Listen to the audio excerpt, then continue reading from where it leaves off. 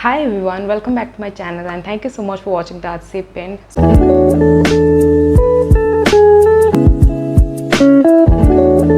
So in today's video, I'm going to be talking about types of flatlay, basically minimal flatlay or cluttered flatlay. If you have been here on this channel, you know that I have been posting videos regarding flatlay photography, basic tips and tricks.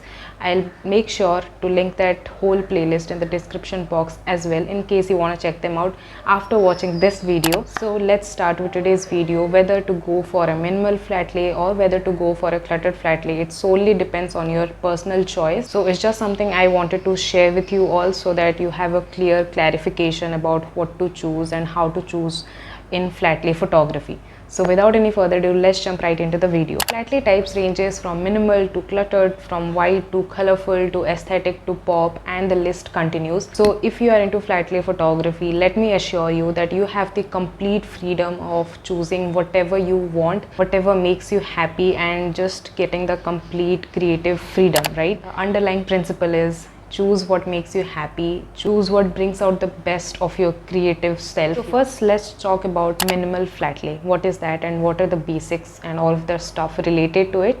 So minimal flatlay is basically working with very little stuff, less amount, more minimalism. The amount of props, the fillers, the subjects can be very less in order to achieve that minimalism. So just 1 to 2 things and voila, your minimal flatlay is ready. For example, coffee flatlay, I'll put the images in the screen so that you can see how and what I'm talking about.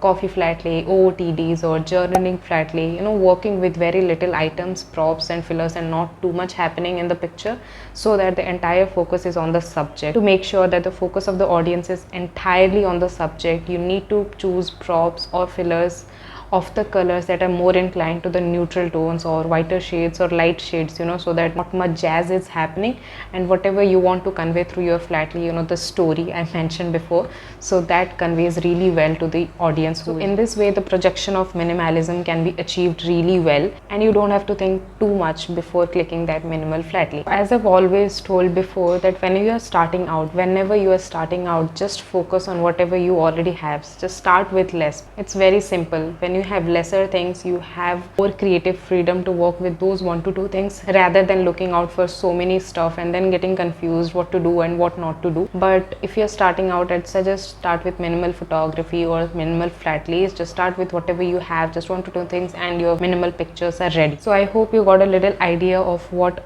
a minimal flatlay is. Now let's move on to the second type, which is the cluttered flatlay. By the name, you can clearly make it out that cluttered flatlay is too much happening in the picture. A lot of props, a lot of fillers, basically a lot of characters in the play.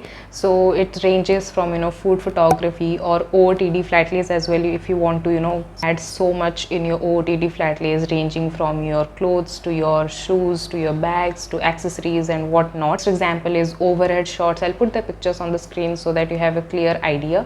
So in overhead shots, for example, watching a show, and you can clearly see in the picture. So while watching a show, we like to munch in on something, and books and stuff, or journals or flowers and whatever. So it's basically conveying a story through just a picture, and the audience should know really well what you are saying through the picture, right? So when we are adding so much in the pictures, we are making sure that every picture contributes to the story, right?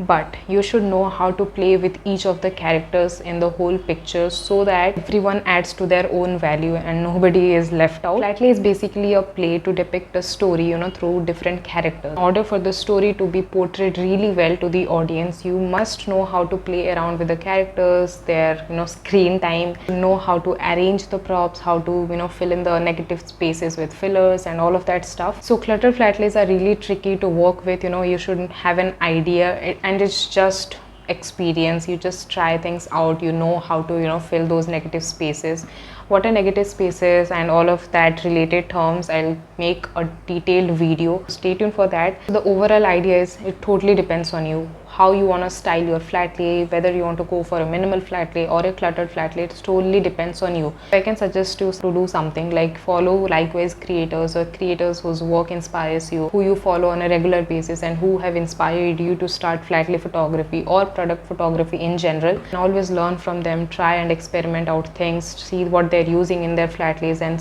try and grab those things from around your house and then see. Practice makes a man perfect, right? So if you want to start flat lay photography, you just have to try. After watching this video, I'll suggest you to take a chart paper or take a white sheet or any type of cloth, place some things and click a picture. It will provide you that self satisfaction that yes, this is something I can go for, and eventually you will get that habit of how to arrange those props, and then ultimately see what works best for you. Do you rock the minimal flat lay or do you rock the cluttered flat lay? Ask yourself, are you able to justify each of the characters of your play, and then eventually improvise something, see what works the best for in that particular picture, and then eventually there is always room for improvement, right? So that brings us to the end of this video. I hope you got something to know about minimal flat lay or cluttered flat lay, and you have a clear vision of what to choose for when you are starting out, or if you want to just get into flat lay photography or product photography in general. So if you like this video, then don't forget to hit the like button, and please comment down below your thoughts and whatever more you want to see in the coming videos on my channel. And lastly, please subscribe to my channel and hit the notification bell so that you get notified on every upcoming video. So in my next video on flat lay photography, I'll talk about all the flat lay props that you can arrange from around your house without going to actually buy from the supermarket or malls and shops. So stay tuned for that, and I'll see you on Wednesday. Till then, take good care of yourselves, stay happy and stay healthy. Bye guys.